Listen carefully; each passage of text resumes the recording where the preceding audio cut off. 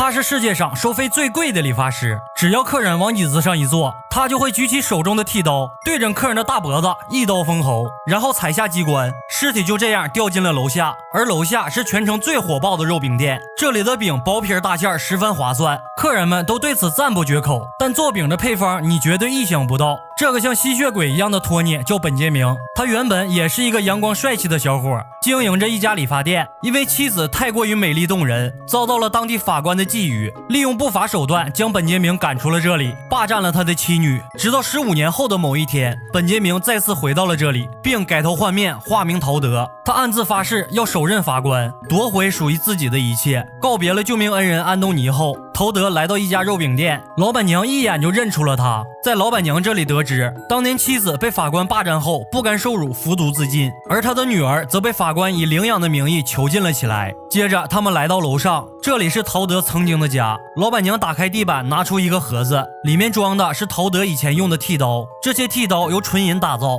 望着自己的老朋友，此刻陶德心中已经有了一个主意，他找到当地最好的理发师小胡子，要和他来一场挂脸比赛。比赛开始，小胡子在徒弟的帮助下开始当刀，看他徒弟的手就知道受过多少伤。反观陶德则是一下又一下，不急不慢的当刀。不出意外，这场比赛陶德完胜。 The winner is Todd. 借此他赢得了声望，又重新开启了理发店。很快第一个客人上门了，是那个手下败将小胡子。他认出了陶德的真实身份，并要挟陶德理发店的收入分他一半，不然的话他就去法官那儿告密。陶德的眼神变得异常冰冷，抓起开水壶梆梆两下，直接给小胡子打倒在地。楼下的小学徒听到动静，连忙跑上楼去查看情况。打开门却没看见师傅的人影，只看到陶德一脸淡定的在倒水，可他完全没有注意到身后的箱子露出了一只手。陶德见状，立马打发走了男孩，随后拿出剃刀，一刀结果了小胡子。但就在这时，陶德的仇人来到了楼下，自己的仇人就在眼前，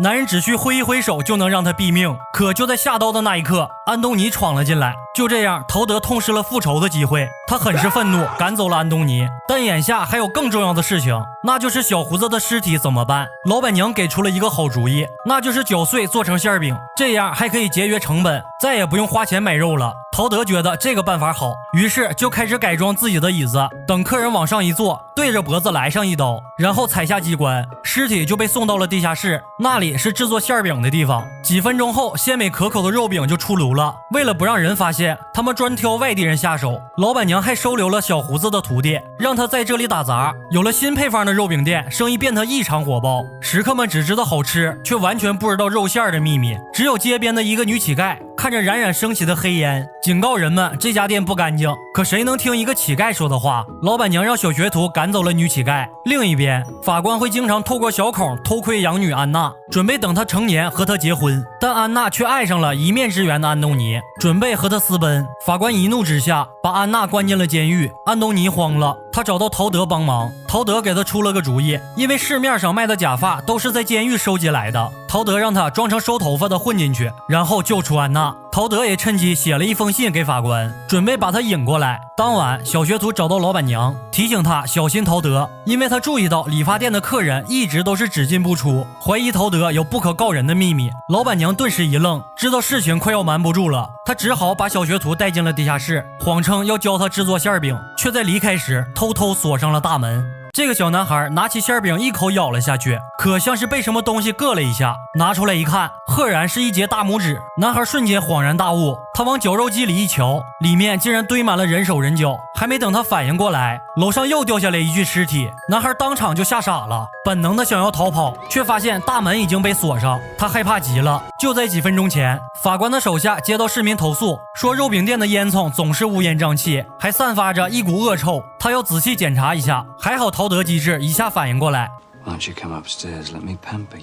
就这样解决掉了他。随后两人下楼去找小学徒，可进来后却没有发现人影。就在此时，安东尼救出了安娜，并带着她来到理发店。他让安娜等在这里，自己去寻找逃跑用的马车。没过多久，门外突然传来脚步声，安娜以为是法官来抓自己，直接藏在了箱子中。来人并不是法官，而是街上的那个女乞丐。她始终认为楼下的肉饼店里住着恶魔。陶德正好回来了，女乞丐瞪大了眼睛，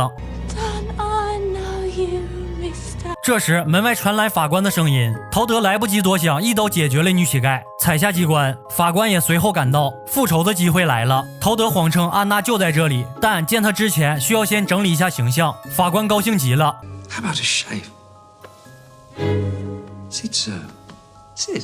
法官坐下后，陶德再次举起手中的剃刀，并说出了自己的身份，然后将剃刀狠狠扎进法官的脖子，一刀接着一刀，直到鲜血染红了玻璃。随后，他来到地下室准备处理尸体。老板娘打开了烤箱，伴随着火光的照亮，陶德看着女乞丐，感觉很熟悉。走近后才发现，这竟然是自己的妻子。原来，老板娘早就知道他没死，但为了独自霸占陶德，故意隐瞒了真相。陶德知道后彻底崩溃了，他抓着老板娘，一把将她扔进了烤箱。